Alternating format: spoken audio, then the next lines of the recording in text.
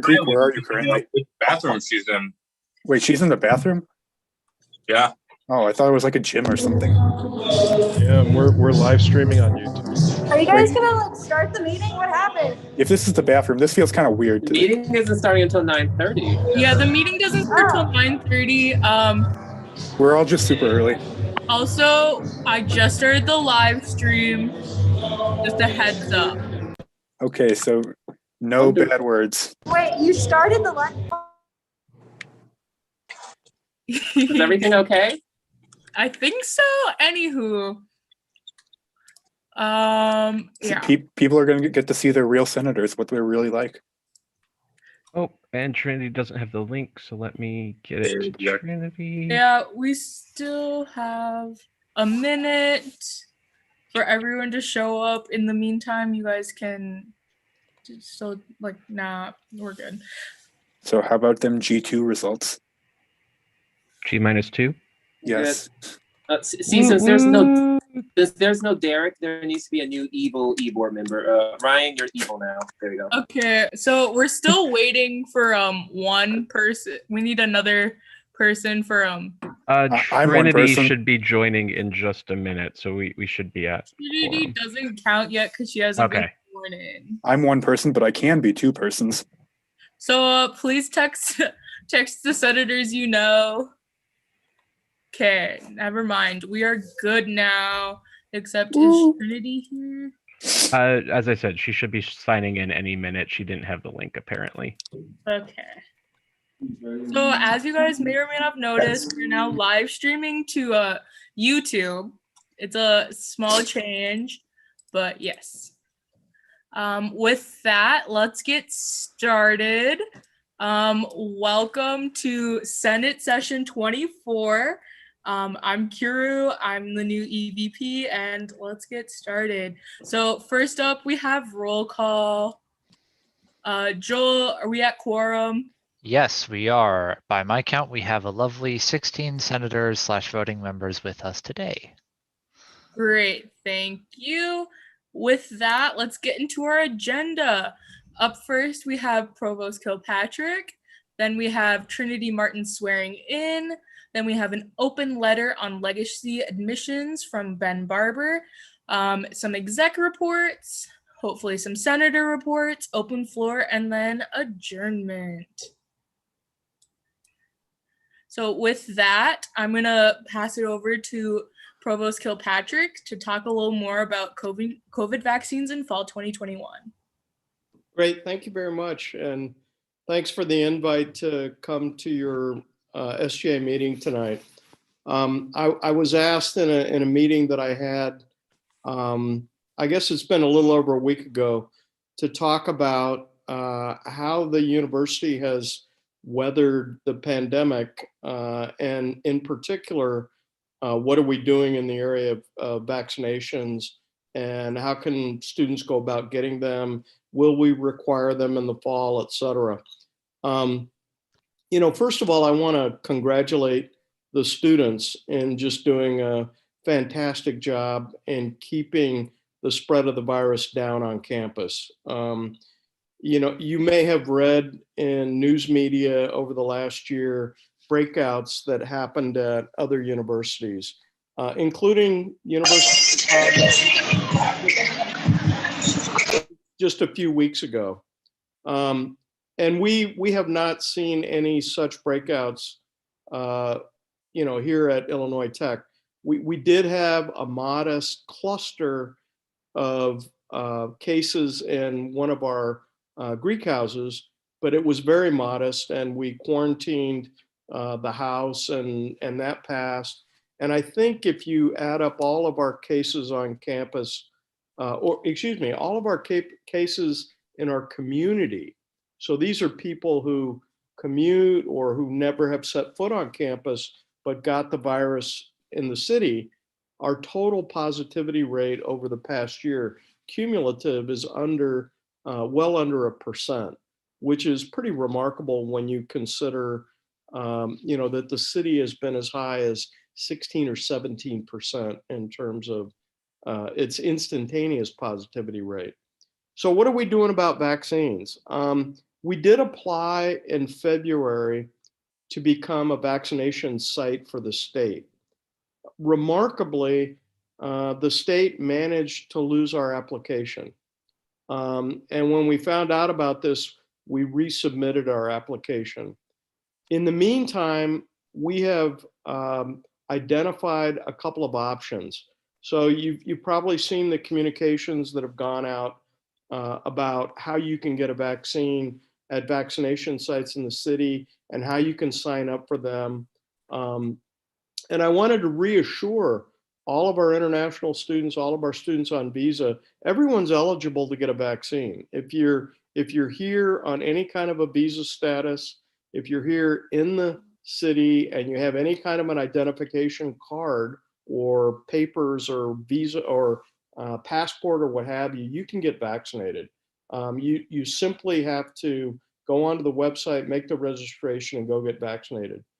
In addition to the city sites, we are currently exploring bringing a healthcare provider on campus to do vaccinations on the campus. When we found out that the state had misplaced our application, we sprung into motion and we've been contacting people, and we think we have someone lined up.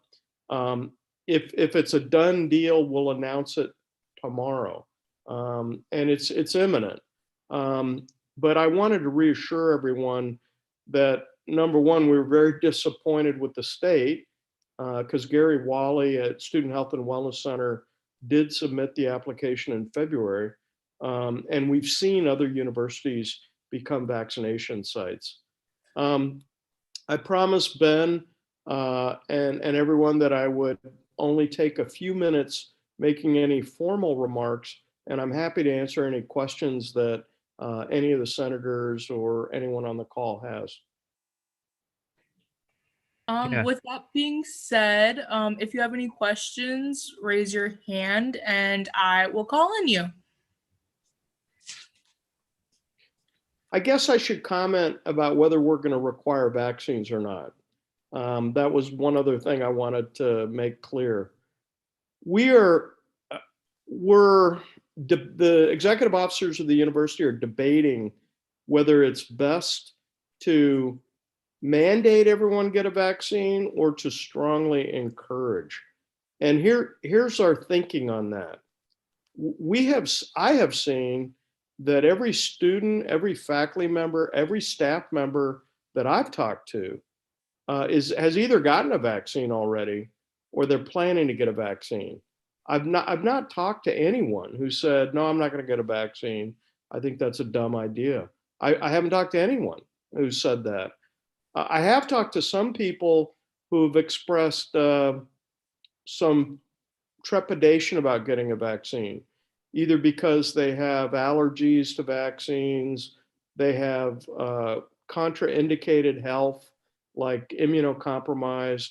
I have talked to people who really don't think they should get a vaccine.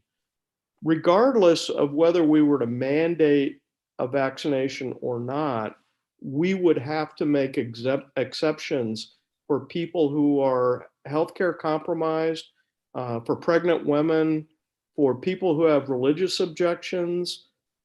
We would have to make exceptions anyway.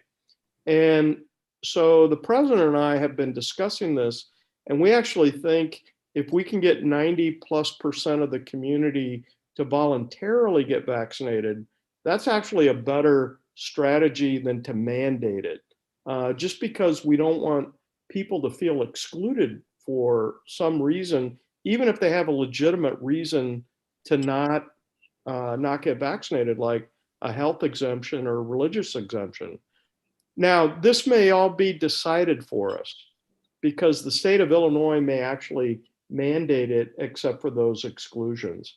So we think while the vaccinations are now widely available, we think the smartest strategy is to strongly encourage everyone and to communicate it, bring a healthcare provider on campus, and then see where we're at in early to mid-May. And so we're actually publishing a form on the website where if you've been vaccinated, you can go on the website and voluntarily say, hey, look, I got vaccinated. Here's my A number, and that's it. We will not identify anyone. We're simply going to keep track of the percentage of our community that's been vaccinated. So I see, Alex, you have a question?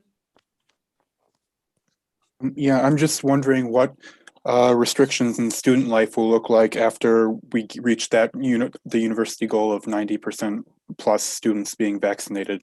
Great Like- question, Alex. When we get to phase 5 of reopening Illinois, and there are very strict guidelines on what phase 5 means. It means 75% of people 65 and over have been vaccinated.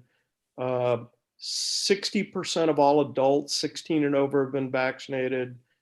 Declining case rates, I think, for 3 weeks. It's all posted on the IDPH website. I think we'll actually be there in June. But when we get to phase 5, the restrictions will be very minimal. In other words, we should see occupancy rates go way back up to normal, no social distancing, no 50 in a room. It's unclear whether there will still be any kind of a requirement on face coverings, but I'm actually thinking by August, all the restrictions will be gone. Now that's a guess, but that's my belief. Francisco?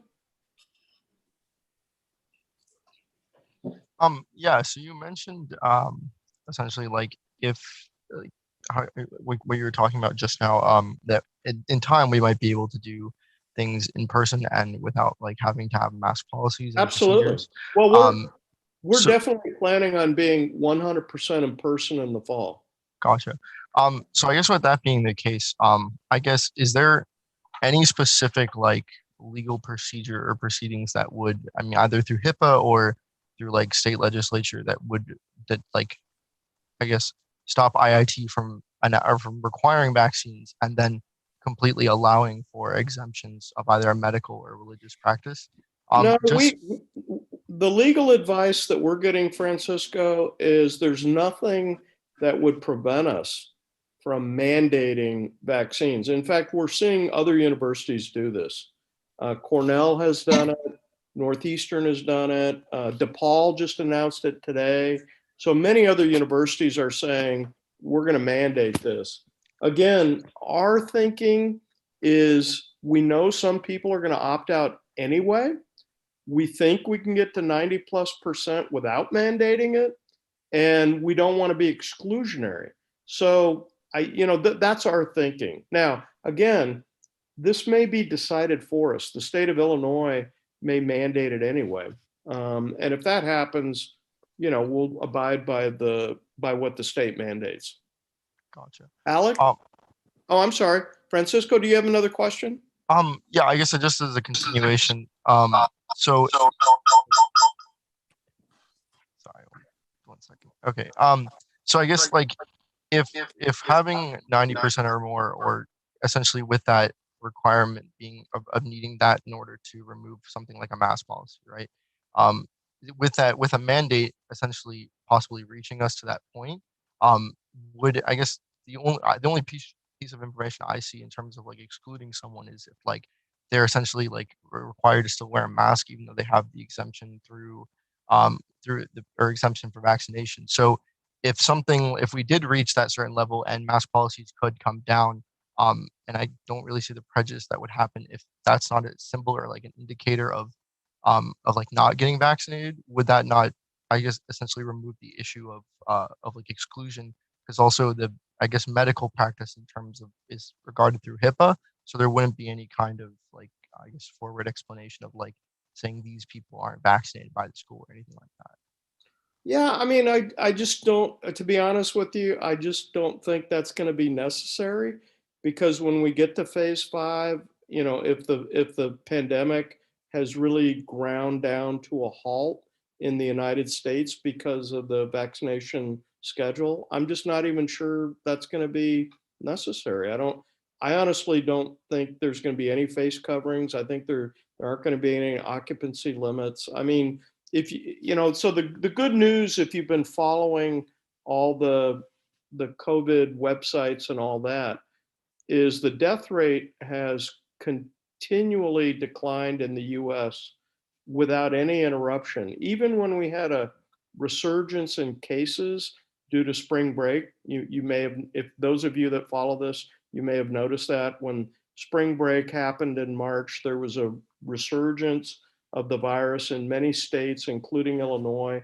But now everything's declining again or starting to decline again. But the death rate has always been coming down. And I think once we get to the prescribed vaccination rates that phase 5 asks us to be at, I honestly think you're going to see the case rates decline all the way to 0 and the thing will peter out. And when that happens, there's not going to be need for face coverings or occupancy limits. And that's what we're all hoping for.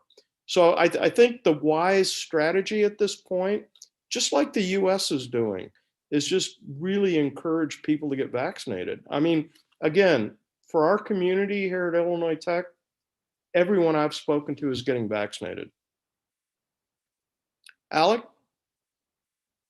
Yeah, I just wanted to talk about just a little bit of insight onto the system that you're going to be having with the sending out a number and saying like I've been vaccinated, and just having like that be kind of like just like personal agenda of people just saying that they've been vaccinated. Is it to be like set up where in correspondence with the vaccinations we're going to be setting up on campus? Is it going to be after you get your vaccination, they ask for the A number and then they set it up online so that it gets automatically put on, or is it just entirely student voluntary? It's entirely voluntary. But we honestly think, Alec, that again, the people that I'm talking to, the staff, the faculty, the students that I've talked to, they're all like, heck yeah, you know, I'd be happy to, you know, volunteer that I've been vaccinated, and everyone is getting back. Now, you know, I could be dead wrong about this. We could be in early to mid-May and only 30% of our community has reported voluntarily. If that were the case, you know, we would have to reassess, is this strategy really working or not? But you know, again, my sense from all the people that I've spoken to is this will work. All right. Sandy, I'll call on you before I go back to Francisco again. Hey, yeah, thank you so much for being here. I just had a quick question. When you're talking about like 90%, are you talking about faculty and students, or just like the student population? No, everybody, faculty, staff, students. Yeah, again, all the faculty that I've spoken to, they're all vaccinated. All the staff that I've spoken to are either vaccinated or getting vaccinated. So it would be our entire community. So we have 6,500 students, we have about 800 faculty, and we have about 600 staff. So we're talking a total community about 8,000 people. So 90% would be a little over 7,000. Francisco, did you have another question? Yeah, I guess I just wanted to ask, what would happen if there, I guess, isn't anyone that's willing to like essentially put in their information for the voluntary form? And then I guess also what would happen if essentially anyone can check yes for that that they have been vaccinated? Since there's no like, I guess, official or medical check, like what are the, I guess, precautions? No. Everyone who's getting vaccinated gets information. You either get a card, so you either scan your card when you check the box, or you get, like I went through Northwestern Medical, you know, you get validation that you've been vaccinated. So we're not just saying, hey, go in and check the box. What we're saying is go in, check the box, scan your card, you know, do what you got to do to demonstrate that, yeah, you've been vaccinated. So if that's the case, why would we not do this something like Rent Proctor, if that's the case? Because if it's a voluntary, well, that's the way it's going to be done. I mean, Yeah, I mean, the form is being set up in Med Proctor. I mean, Oh, Gary okay. Mully All is right. going to be the one who's going to collect all the information. Okay, cool. I was thinking it was like more of like a Google form, so I was just, but yeah, Now that's for students. For faculty and staff, they're going to go through HR. okay. All right.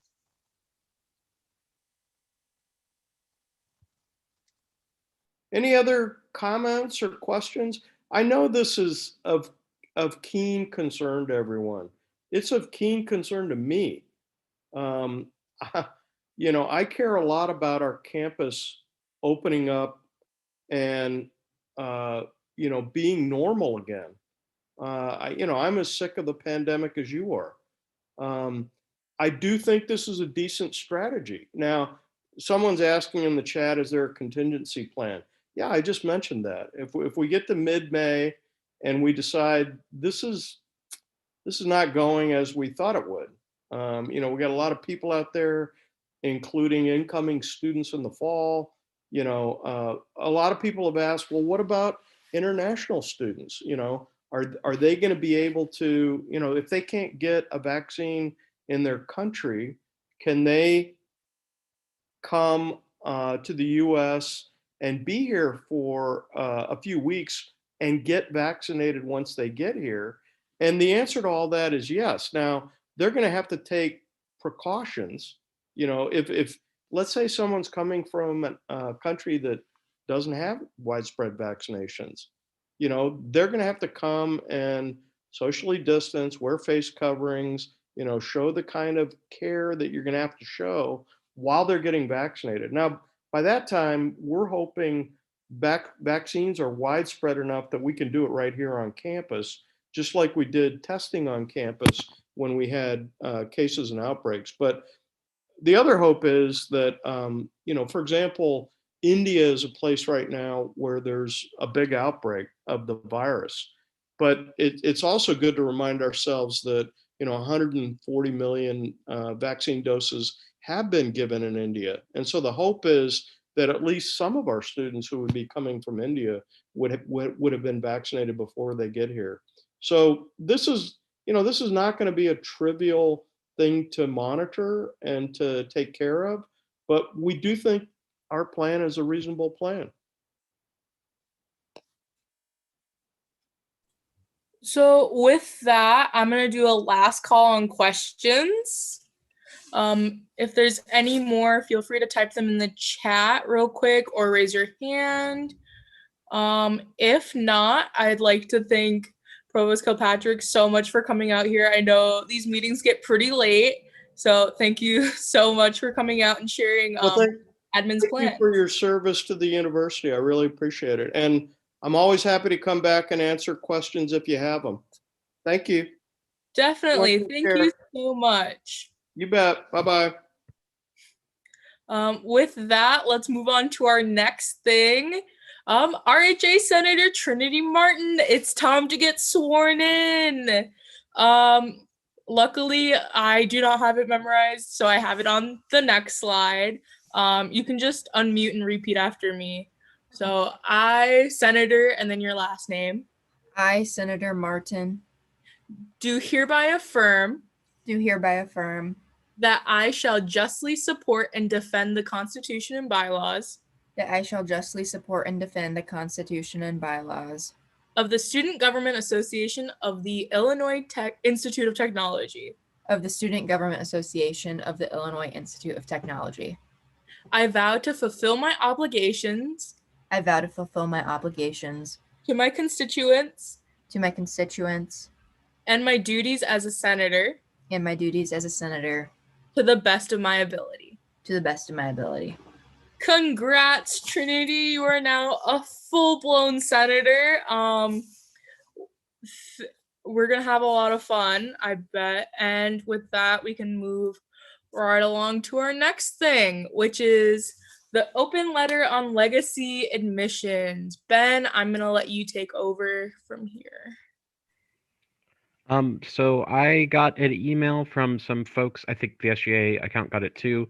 I believe it's from a student group out at Stanford who's organizing an open letter about legacy admissions. So if you're not familiar with the practice of legacy admissions, it's where if your parents went to a university, the university gives you priority enrollment, and therefore you kind of get to bypass the normal admissions process.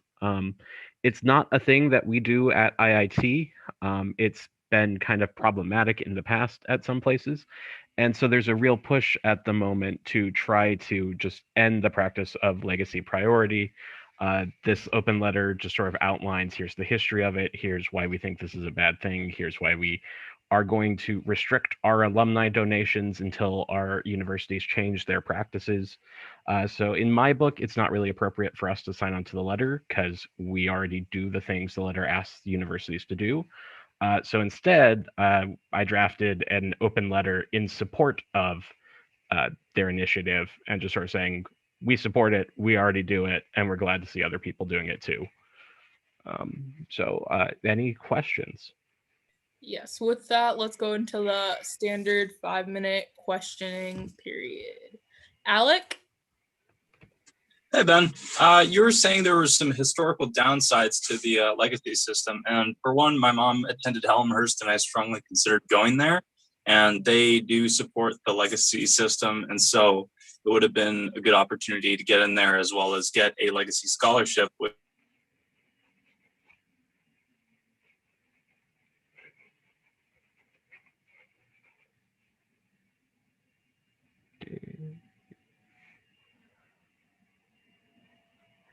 I think he crashed because I'm not hearing the rest of it. Oh, and now he's back. Hello? Now you're back. Okay. Where did I leave off? Legacy scholarships. Legacy scholarships. Okay. So my mom went to Elmhurst. I strongly considered going there. With legacy scholarships, I was able to possibly get a financial bonus for going there. And so if legacy enrollment ties into that, what's the negative history that legacy enrollment has on campus? Generally, in that you have candidates with better qualifications being bypassed for someone who has a legacy connection to the university. So your parents, your uncle, your grandparents are big donors to the university. You're a C student going to Harvard because, hey, we've endowed a library. You're not going to tell this kid, no, they can't come to Harvard now. So that's sort of the extreme case of where legacies can be problematic. In the case where it's a qualified student who just happens to have a family connection to the university, so long as they're getting in on their own merits and it's not primarily your parents went here, your grandparents went here, so you're going to go here too, come hell or high water. I mean, at Valpo, I was a legacy. I have a lot of family members who go to Valpo. I was also towards the upper end of their entering class. So, I mean, it's not always a case of just because your family has gone here, no one else can go there. It's when it becomes because the rest of your family went here, now you're going to go here too. Got it. So would the reprimanding, or I guess the suggestion, take away the entire idea of a legacy scholarship, or does it only apply to priority registration? The way I read it, it's primarily targeted towards the admissions decisions themselves. If it's some sort of alumni funded scholarship, I mean, then it goes to the purpose the alumni have dedicated that fund towards, and that's at the discretion of the alumni. Got it. Then I have no issues with it. Thanks, man.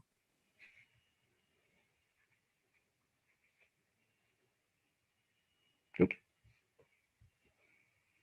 There we go. Rachel. Oh, that's okay. I was just going to say, as somebody who read scholarships, this is not something, Ben and I had a conversation about this too before. This is not something that we do at Illinois Tech.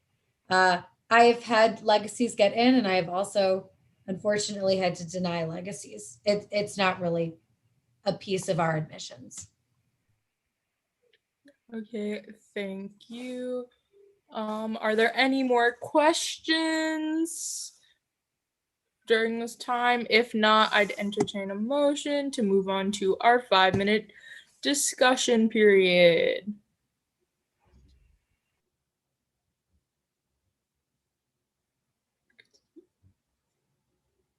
People.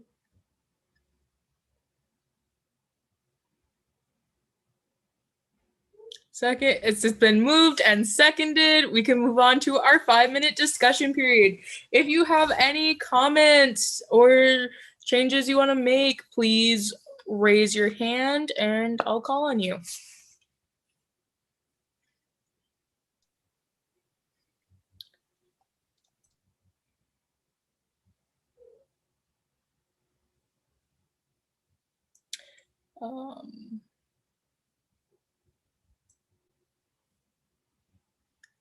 Seeing that there is none, I'd entertain a motion.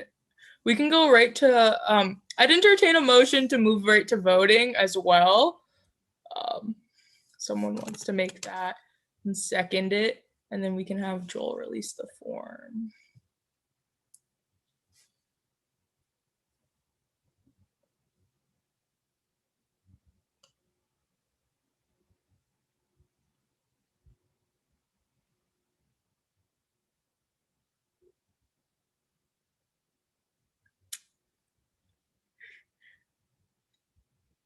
Someone does need to make a motion, otherwise we're sitting here for 5 minutes. So moved. I mean, 5 minutes does sound nice to me. Great. Thank you for the motion and second, everyone. Joel, you can go ahead and release the form. Please vote. And with that, we can move on to exec reports. First, we have Chloe. I believe Chloe may have left due to a minor emergency. But as you can see, there have been some issues with presence, so budgets are going to be pushed through as soon as we can work through those issues.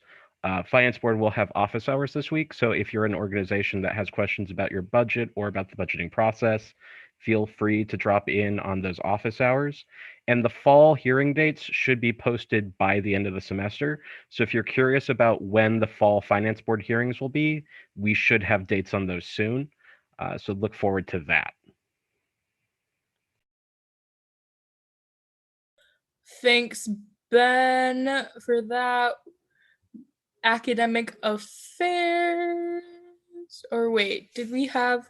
We maybe need to refresh the slides because Give me a second. Yeah. Hooray, making last minute changes. Should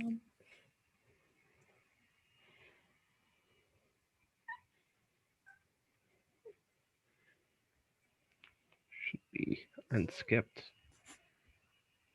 Oh, we do. Okay. So then we have VP events, Ryan. Hi, everybody. So the only kind of event that's going on right now is we're starting to plan the end of year banquet. So I'll be sending out some surveys for good times for everyone in student government for that. Other than that, that's about all I have in terms of updates. Okay, thank you. ComCom, Shahan. Hey everybody, so for my report, I'm in the process of getting everything organized for next semester. And then we have a meeting coming up on Sunday, I believe. If you want to be added to that, just let me know and I'll add you to the invite. I need senators. Right now I only have Isaiah. So the rest of the semester is going to be interesting, but we're not going to do anything too crazy. That's it from me. Hey, stop. Thanks, Shahan. Up next, Student Life, Samir. Hi everyone. So yeah, we had a Student Life Committee meeting last week, and yeah, that's one of them. The updates. The second update is we had the SGA Campus Life monthly meeting, I think a week ago now, and so it's kind of old news, but I spoke to Dean Stetz about the food poisoning and the norovirus issue that happened last week. So Dean Stetz has been speaking with Illinois Tech Dining. On 2 weeks ago, like approximately 20 students, as you all know, were experiencing like gastrointestinal symptoms and nausea, and they reached out to SHWC, athletics, or the contact tracing teams to report these symptoms. The immediate response was to have the students tested for COVID-19 and norovirus. The COVID tests were done by Student Health and Wellness Center, and all students had a negative test result.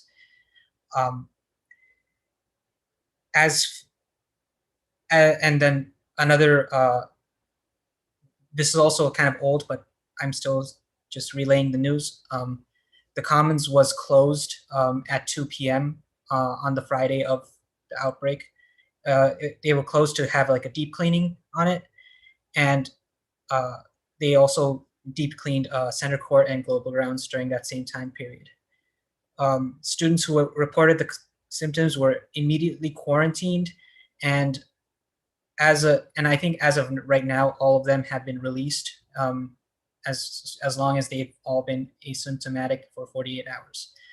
There is no information to determine that the source of the food poisoning or the norovirus happened through Chartwells, because norovirus is very, very contagious, so it easily could have come from outside. Nevertheless, Chartwells and Commons have been deep cleaning their entire facilities and equipment to make sure that this doesn't happen again.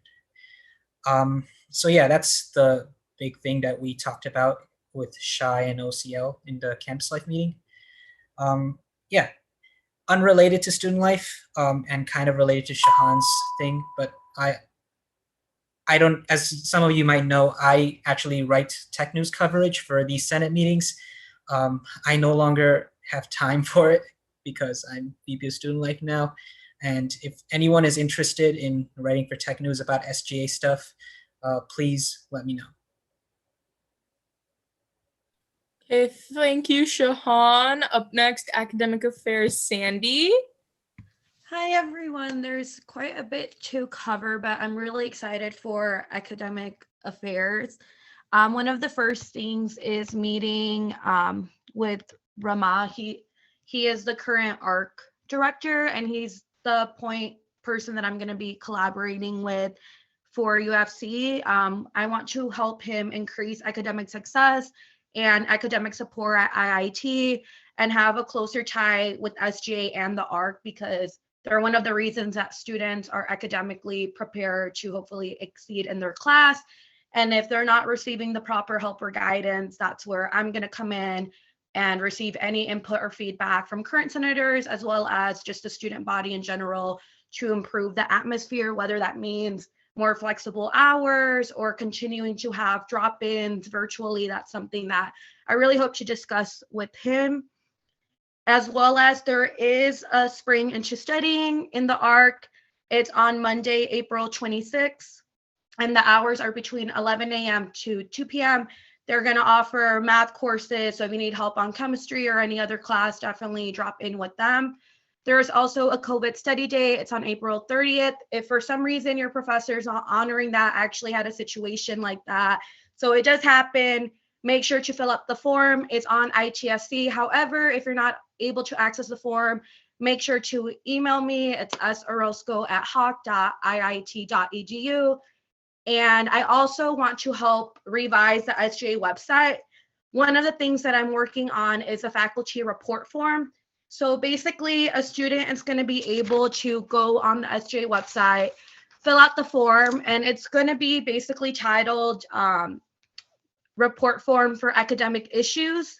So that way, if a student, if they feel like there's not a syllabus in class, or the professor isn't giving them the proper grades, or they may not even be there for office hours, or they're late, they're going to be able to report it. Me and my committee are going to be able to read the responses, and the person, they could leave their email, phone number, or it could be anonymous. And basically we would intervene, whether that means emailing the professor, getting a direct response, sitting in with the meeting. But I just really want to ensure that anybody who has other issues can come to me.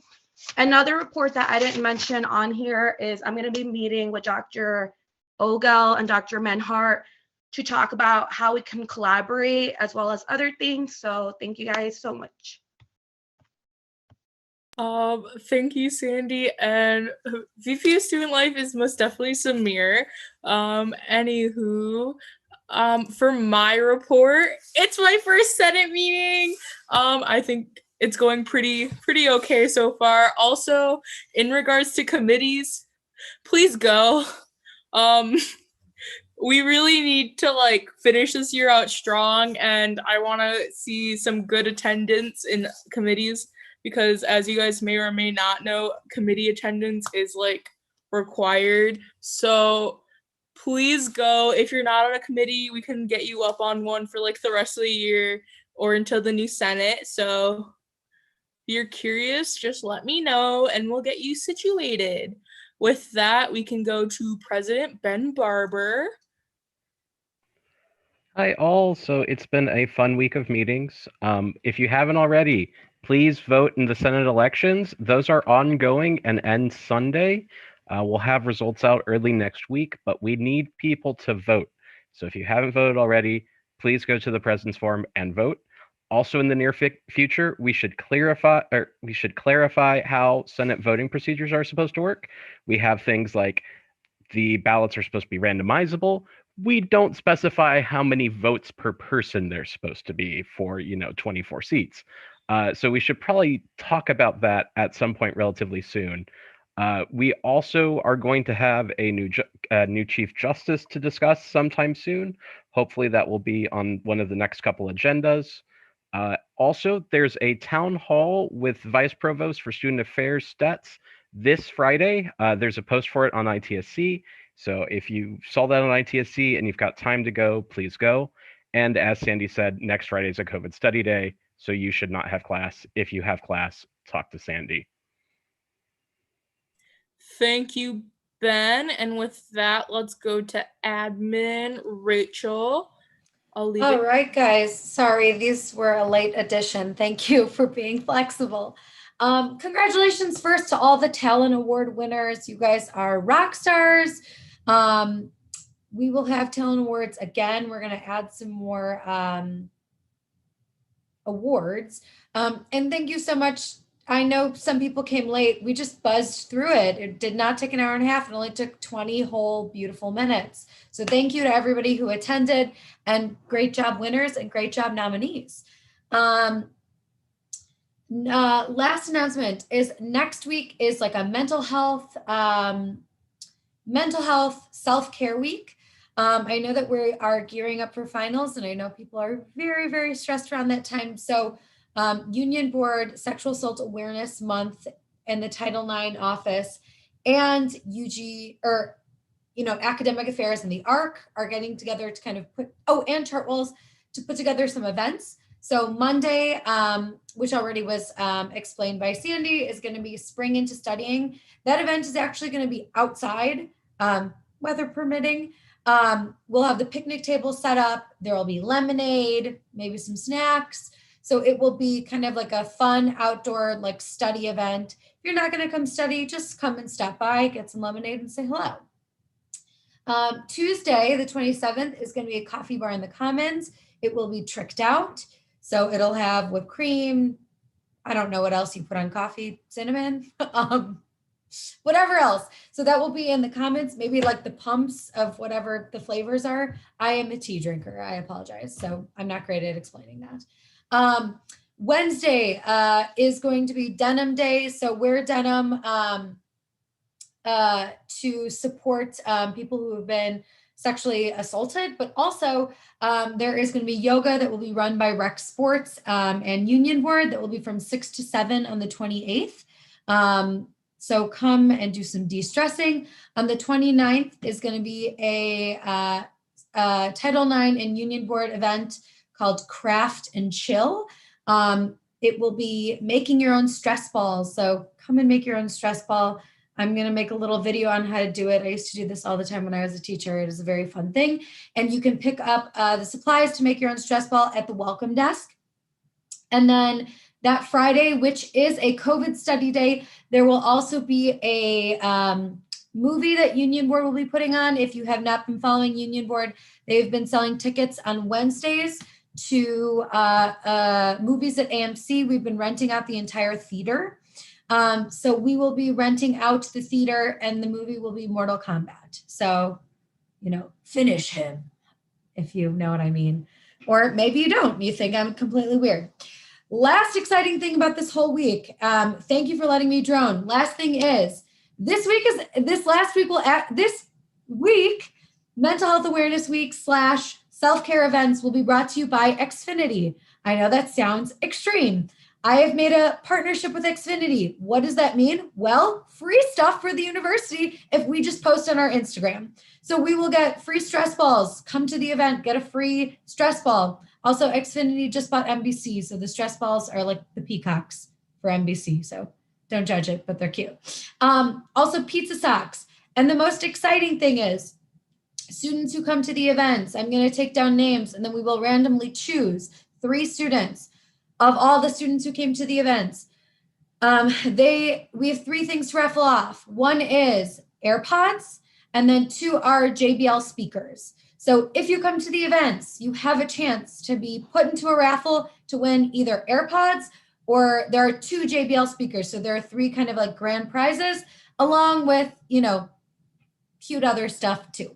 So yeah, come get the pizza socks. Xfinity was extremely excited about these pizza socks.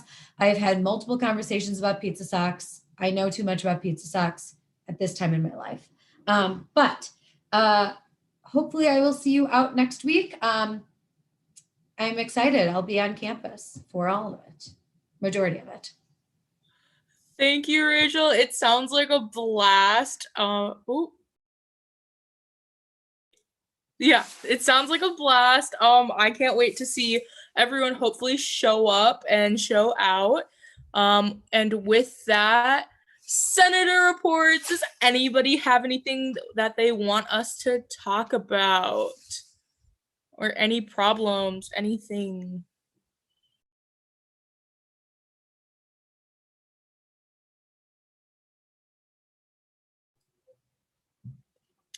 No one?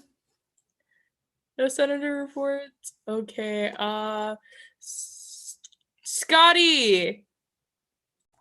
I gotcha. Well, I guess I'm in the waiting period to be a senator, but yeah, I might be a summer RA this year, and I highly encourage students, if you're taking summer courses here, or maybe you just love IIT, come and stay, because also if we get 40 more students, Commons will have to open up for the summer, and we get food. Right now we're at about 60, and the limit's about 100 for the policy. So yeah, I think it's a win-win. Winner, literally chicken dinner. So yeah, highly recommend it. Look into it if you can. See ya. Get ready to pack up too. Pack up in advance. It's going to be crazy with move outs. So coming from an RA, make sure you start packing up ahead of time and you schedule a move out slot with your RA. Thank you. Thank you so much, Scotty. Is there any other senator reports for this evening? Anything else we should be talking about? No? Okay. With that, let's go to open floor. Is there any new business anyone wants to bring up?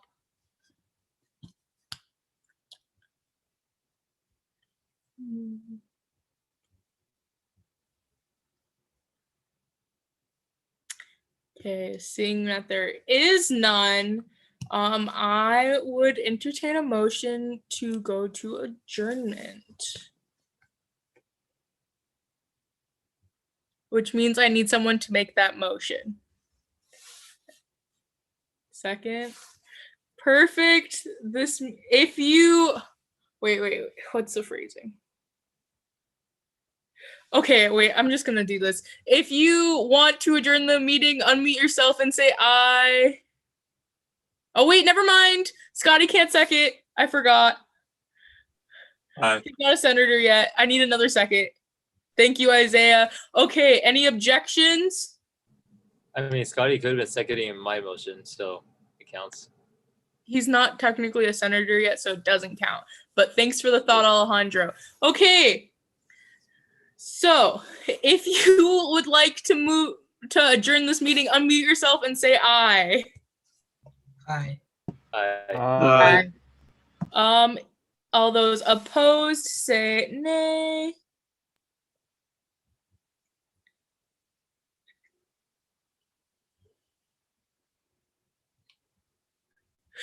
Seeing the chair is not in doubt, this meeting is over. Thank you.